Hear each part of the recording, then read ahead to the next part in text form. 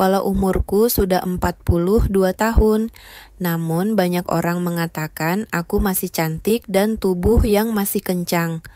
Aku Maya, seorang ibu rumah tangga biasa, namun aku sering memaksa keponakanku untuk melakukan. Itu karena keponakanku suka bermain terong hingga aku tergoda ingin memainkannya juga. Terong, apakah itu? Sebelum lanjut, kalian bisa dukung channel Kisah Sendu dengan cara subscribe, like, dan berikan komentar terbaikmu. Bila penasaran dengan kisahnya, maka langsung simak berikut ini. Namaku Maya. Di usia 42 tahun, hidupku tampak seperti sebuah lukisan yang sempurna di mata orang lain. Sebuah rumah besar di pinggir kota, seorang suami Andi dengan karir yang cemerlang, dan seorang putra manis berusia 8 tahun, Rian, yang menjadi pusat duniaku. Dari luar, kanvas kehidupanku terpoles warna-warna cerah kebahagiaan. Tapi hanya aku yang tahu, di balik setiap sapuan kuas itu, tersembunyi retakan-retakan halus yang kian hari kian melebar.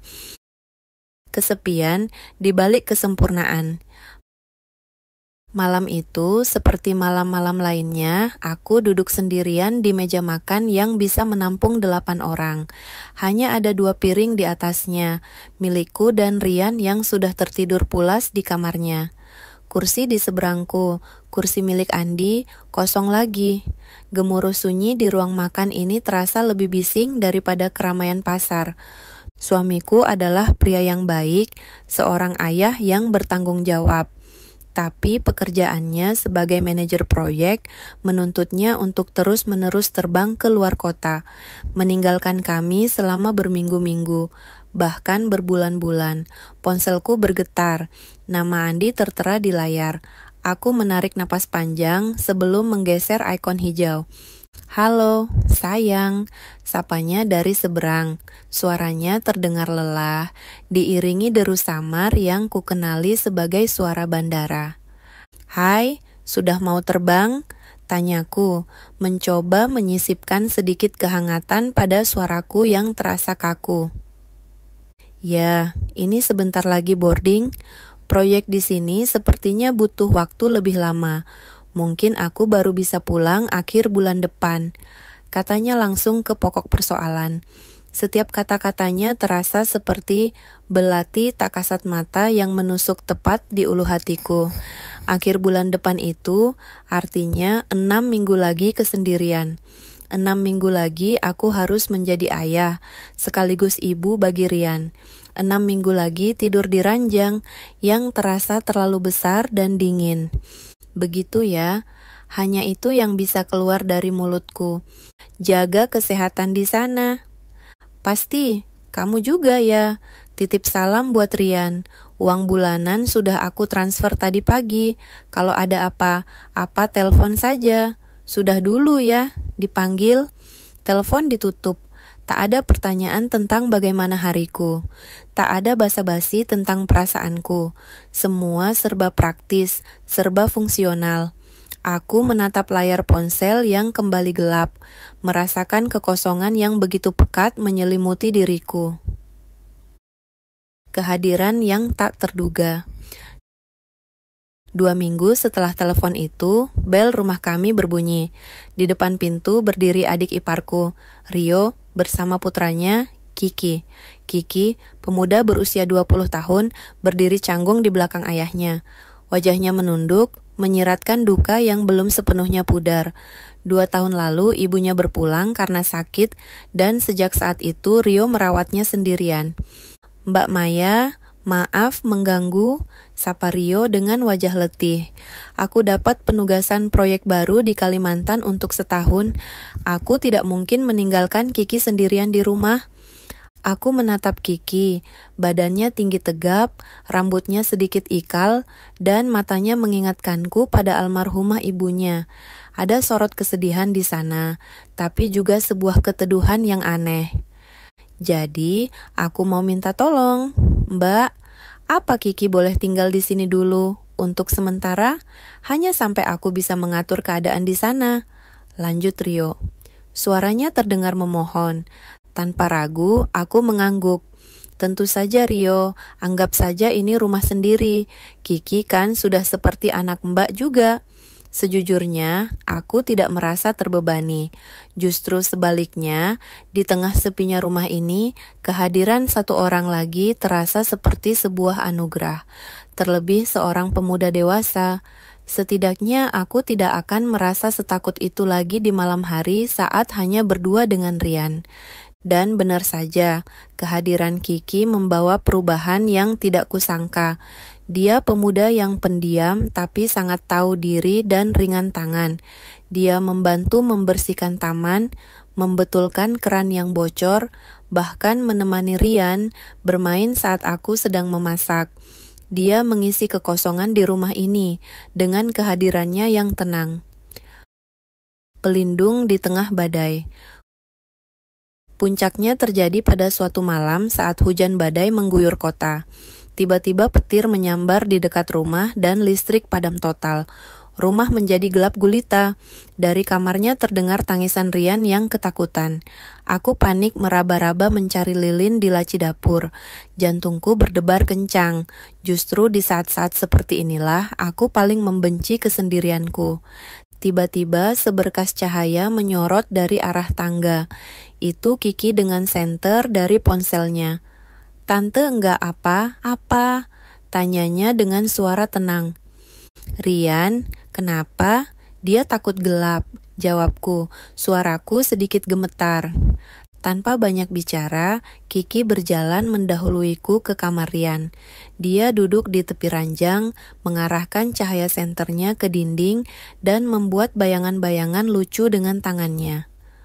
"Lihat, Dek, ada kelinci, ada burung," ucapnya lembut. Perlahan tangis Rian mereda digantikan oleh tawa kecil. Setelah Rian kembali tenang, Kiki keluar dan berkata, "Biar aku cek skringnya Tante, mungkin cuma turun." 5 menit kemudian, lampu rumah kembali menyala. Aku menatap Kiki yang berdiri di bawah cahaya lampu. Rambutnya sedikit basah oleh keringat. Untuk pertama kalinya, aku tidak melihatnya sebagai keponakanku yang malang. Aku melihatnya sebagai seorang pelindung. Kehadiran maskulin yang kokoh yang selama ini hilang dari rumahku. "Terima kasih Kiki," ucapku tulus. "Tante nggak tahu harus bagaimana kalau kamu enggak ada." Kiki hanya tersenyum tipis. "Sama-sama, Tante." Hubungan yang berubah. Sejak malam itu, hubungan kami menjadi lebih akrab. Kiki yang biasanya pendiam mulai berani membuka diri. Suatu malam saat kami hanya berdua di ruang keluarga, dia tiba-tiba curhat. "Tante, aku boleh nanya sesuatu?" "Tentu saja. Tanya apa?" "Menurut Tante, bagaimana cara dekatin cewek yang kita suka, tapi dianya cuek?" Tanyanya malu-malu. Aku tersenyum. Sebuah percakapan yang normal antara tante dan keponakannya. Aku memberinya nasihat, berbagi pengalamanku saat muda dulu. Kami tertawa bersama malam itu. Untuk pertama kalinya setelah sekian lama aku merasa hidup. Aku merasa dibutuhkan bukan hanya sebagai ibu atau manajer rumah tangga, tapi sebagai seorang teman, seorang pendengar. Perlahan tapi pasti aku mulai bergantung pada kehadiran Kiki. Aku akan menunggunya pulang kuliah hanya untuk sekadar mengobrol ringan. Aku akan memasak makanan kesukaannya. Aku merasa ada tujuan baru setiap harinya. Dia adalah pelitaku di tengah kegelapan rumah ini, cahayaku di tengah kesepian hatiku. Saat itu, aku belum sadar bahwa rasa terima kasihku yang tulus telah mulai berubah menjadi sesuatu yang lain, sesuatu yang lebih rumit dan jauh lebih berbahaya. Awal mula ketergantungan emosional. Hari-hari berlalu menjadi minggu. Kehadiran Kiki telah menjadi bagian dari ritme nafasku. Rumah tidak lagi terasa seperti gua yang kosong, melainkan sebuah sangkar emas yang hangat. Aku mulai menantikan suara langkah kakinya di tangga, obrolan ringannya tentang dosen yang membosankan, atau sekadar kehadirannya yang diam di ruang sebelah.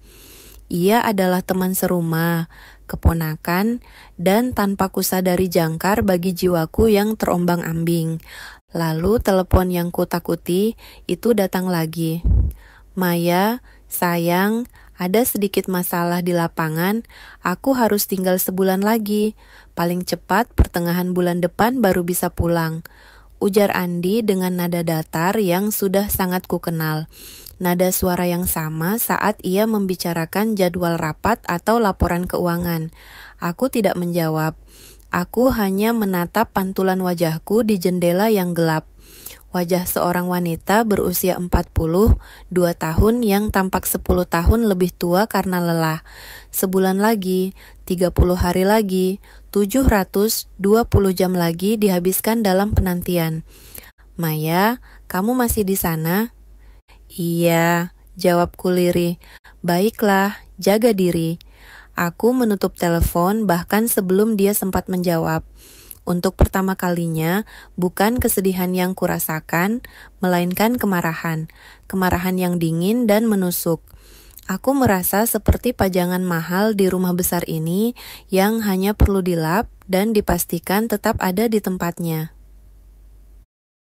Mencari pelarian. Akhir pekan itu, rasa sepi datang menyerang dengan brutal. Rian sedang menginap di rumah temannya. Rumah ini kembali menjadi sunyi senyap, dan kesunyian itu meneriakkan nama Andi, menertawakan kebodohanku. Aku tidak tahan, aku harus keluar. Aku mengetuk pintu kamar Kiki. Ia membukanya dengan wajah sedikit mengantuk. Kiki, maaf, ganggu. Kamu sibuk? Tanyaku, mencoba membuat suaraku terdengar sesantai mungkin. Enggak, Tante. Kenapa? Aku memaksakan seulas senyum. Ayahmu sebentar lagi ulang tahun kan? Tante mau cari kado buat dia di mall, tapi bingung mau beli apa. Temani Tante, ya, kamu kan lebih tahu selera ayahmu. Itu adalah kebohongan pertama. Aku tidak peduli dengan kado itu. Aku hanya butuh alasan apapun untuk tidak sendirian. Kiki dengan rasa sungkannya yang khas langsung setuju. Di dalam mobil keheningan terasa canggung. Aku menyalakan radio dan lagu pop yang ceria mengisi ruang di antara kami. Di mall, kami berjalan berdampingan. Aku sengaja memperlambat langkahku agar sejajar dengannya. Melihat bayangan kami di lantai marmer, seorang wanita paruh baya dan seorang pemuda, hatiku merasakan getaran aneh. Kami terlihat normal. Kami tidak banyak bicara soal kado. Aku justru mengajaknya ke bioskop menonton film aksi yang ku tahu ia sukai. Di dalam kegelapan teater, di tengah ledakan dan tembakan dari layar, aku merasa aman. Saat ada adegan yang mengejutkan, aku secara refleks menyentuh lengannya. Aku bisa merasakan ototnya menegang sesaat sebelum ia kembali rileks. Jantungku berdegup kencang. Bukan karena filmnya,